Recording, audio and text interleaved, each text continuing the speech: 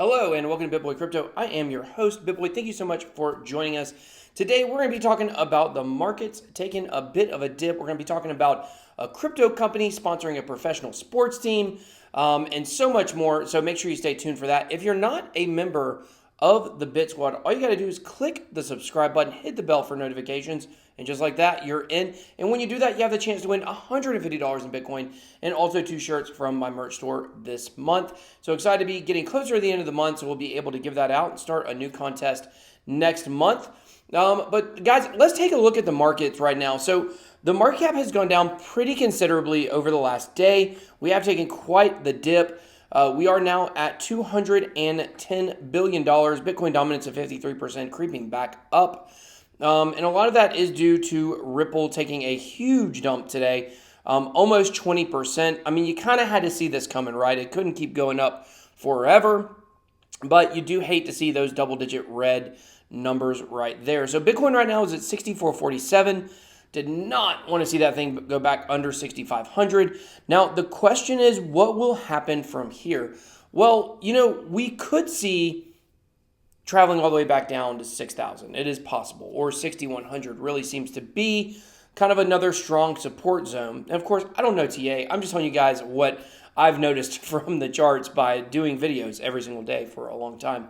But what we could see, though, we could see kind of this pullback and then move back forward.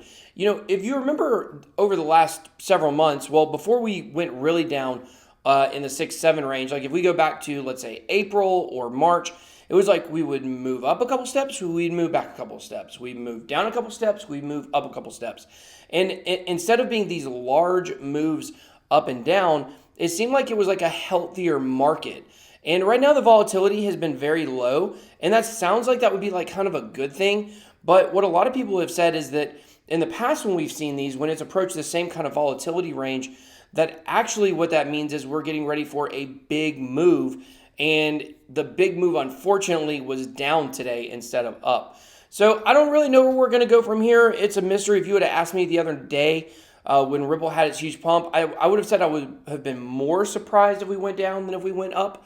But, of course, now we have gone down, so, we just got to face the facts and deal with it. Like, we may not be ready to move forward yet. So, let's look at the biggest winners of the day. Biggest winners of the day, Aurora, Steam, nothing else over 1%. But XRP is the biggest loser of the day, but a lot of double-digit losers today. Stellar, 10X, Basic Attention Token, Cardano, I believe Cardano. Yeah, Cardano, Walton Chain, or WanChain, excuse me, all making huge dips today. And, were we moving because of the Bitcoin price? Were we moving because of the XRP price? It's really hard to tell at this point. But, I do expect as the week goes on us to recover a little bit. But I don't know if we'll see another pump like we saw last week for a little bit. So, okay, guys, moving on to the most important news of the day. Earlier today, the coin THC, was it 420 Satoshis? Sorry, guys, that's not even important. I just saw that on Reddit and thought it was real funny. So that's Hemp Coin was at 420 Satoshis, and I just died laughing the fact someone felt like they needed to post that. So, that's where the world has come to right there. So anyways, okay, guys.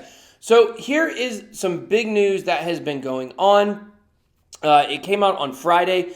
Congress is going to be launching bills to update cryptocurrency tax deadlines. Now, this is actually led by Congressman Tom Emmer, who is a Republican for Minnesota. And once again, we've talked about this before, it seems as if there is a much more crypto-friendly dynamic on the conservative Republican side right now than there is on the Democratic side. Now, I'm not going to get too much into politics, but that is pretty interesting to me.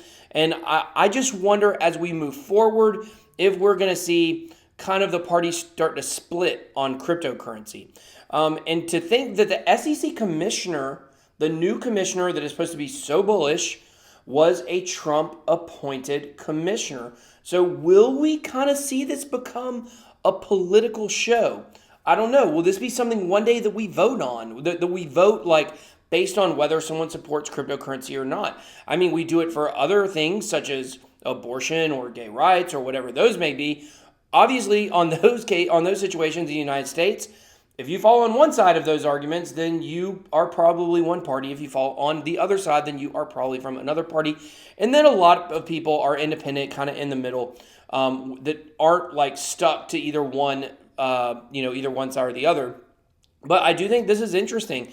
And, I'm not a lawyer. I'm also not a CPA. So I don't really know the ins and outs of the way that the tax system affects cryptocurrency right now.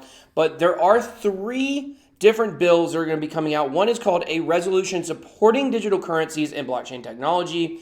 One is called the Blockchain Regulatory Certainty Act. And another is called the Safe Harbor for Taxpayers with Forked Assets Act. So you can just search this story and find out more about these bills if you're interested in reading the exact details on them. But I think it's pretty important that we're just at least getting to this place where we are starting to see some regulation come into play. We are starting to see some political actions regarding cryptocurrency, because that really just solidifies and stabilizes crypto as a future movement, I guess you could say. Like, it's something that's going to be here to stay. When you've got when you have regulators and the government stepping in saying, okay, we need to kind of handle this, that shows that they know that there's something actually very important that merits those conversations. So very interesting. So I read this article, and this article to me was very interesting about Bakkt. I can never remember if it's Baakt or Bakkt, but it is Bakkt. So Bakkt is a system that is going to allow people to spend cryptocurrencies. It's going to allow businesses to accept cryptocurrencies. And there are some huge names involved in this, including ICE, who is behind the New York Stock Exchange, and then also Microsoft and also Starbucks. So is this the magic bullet that people have been looking for? We've talked about it a lot on this channel, that we really are looking for a magic bullet in crypto that can kind of be the Netscape. Like Netscape tied the whole internet together. What will be the thing that ties together all of cryptocurrency and makes it usable? That's what Netscape did for the internet. What is going to be that for cryptocurrency? And right now, this is the best shot that we've got. So this is going to be very interesting. It says, some state that the release of Bakkt is the breakthrough we've been looking for to enable Bitcoin to become mainstream, and that it could have a significant impact on the cryptocurrency market as a whole by easing the way into the market for new investors. With Starbucks using Bakkt to accept Bitcoin for in-store purchases, and with Bakkt scheduled to be released as early as November, that's a very important date, this new platform is exciting news for the industry. I can't possibly imagine this getting launched in November and the price of Bitcoin not going up. So, I've been on record many times as saying I believe October is the month that we will really start moving ahead. But, it also could be November. But if we start making moves in October and then November comes around and Bakkt is released, then that could be really the news that sends us back into a flurry of interest. Because let's face it, guys, the institutional money has been here. The institutional money has been here shorting Bitcoin. It has been manipulating, pushing the price down. The institutional money does not seem to be enough for us to move forward. But what is the sentiment and the interest in cryptocurrency? And, I will just say it like this. I know our channel is not the biggest channel, right? And we're almost at 3,000 subscribers now. We can't compete with some of these other larger, YouTubers that have 100,000 followers, whatever, or subscribers, whatever it may be. But listen, that video I released on Sunday night, my Flipped and Friday video, the music video, is really funny. And yes, I'm not a professional animator, but I think I did a really good job on it. And I've gotten a huge response from it in terms of positivity from people on Twitter, people on YouTube, in my comment section. It's been really, really great. But that video should have thousands of views on it by now. There just aren't. Nobody's here. Nobody. It's like being in an empty room. It's like being in an empty room. Nobody is here. You could tell the best joke in the world, but if the room is empty, there's nobody there to hear it. And that's how it feels in crypto right now. It feels like when we're trying to push these conferences, when we're trying to, if you watch my last video, like, I would like for you to use my code so you can buy a ticket to a conference. But the conference is still expensive, and I understand that. And as I talked about, you can do that down below, and I don't make any money off that link.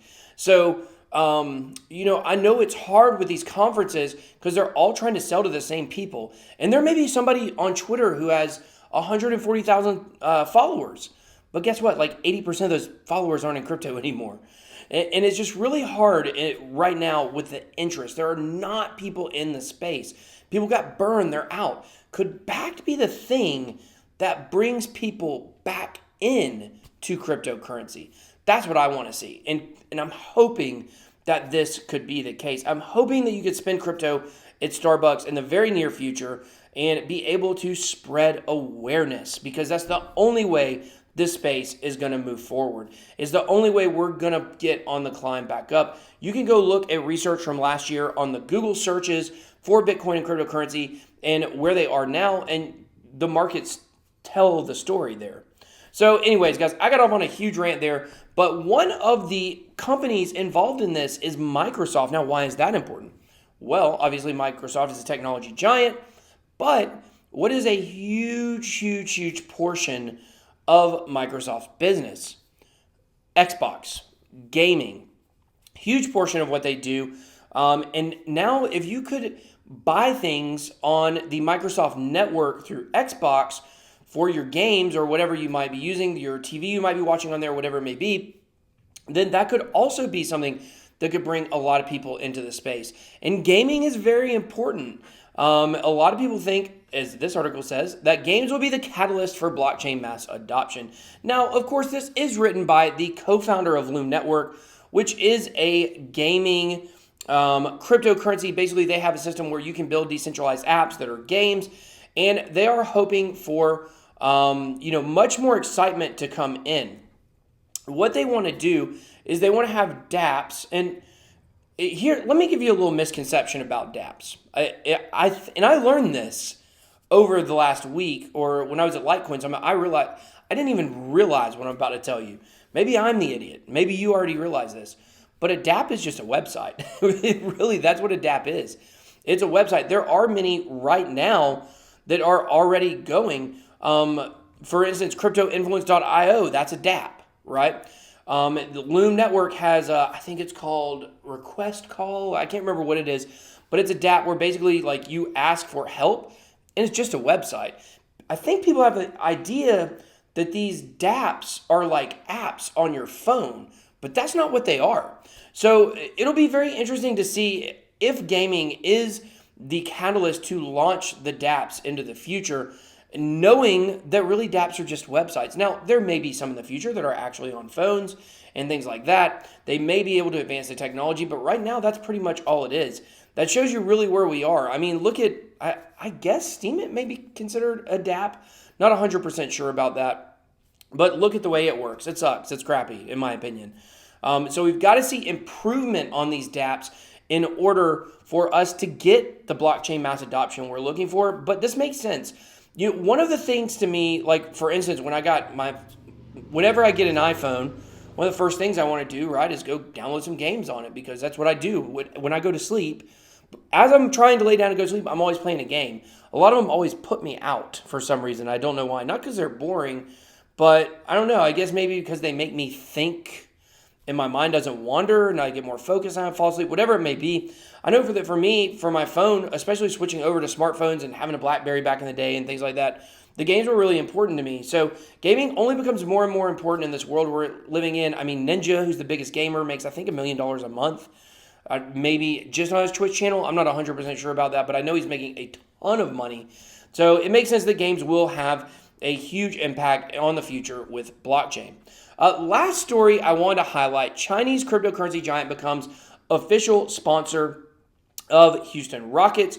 This is a Bitcoin mining pool called, not Ant Shares, Ant Pool. They're going to be sponsoring the Houston Rockets. They're also going to have an event in the Toyota Center where the Rockets play on January 19th. So this is big news. Now, this is very interesting. It is a Chinese company. And one of the things they said in their statement that I thought was very interesting was that they believe that the Houston Rockets are a global team. If you ask anyone in America, people in America are going to be like, yeah, the Rockets, whatever. But I was thinking, I guess the Rockets are huge because of Yao Ming in China. There was a time where he was the number one vote getter for the All-Star game. So it's funny the impact that Yao Ming drafted in, had to be the late 90s or early 2000s. I would probably say drafted in around 2001-ish. the impact that he still has had on the basketball ecosystem, and that signing to the Houston Rockets is ultimately probably what led this Chinese cryptocurrency company, Antpool, to sponsor the Houston Rockets this year. So just very interesting to think. Maybe my brain is weird and the way I think about things is crazy, but I thought that was like really interesting and a unique perspective to think about it in terms of how Yao Ming impacted a crypto company sponsoring a basketball team. Totally crazy in my mind. So, all right, guys. Well, thank you so much. That's the show tonight. Thank you for watching. Don't forget to join the Bit Squad. Until next time, BitBoy out.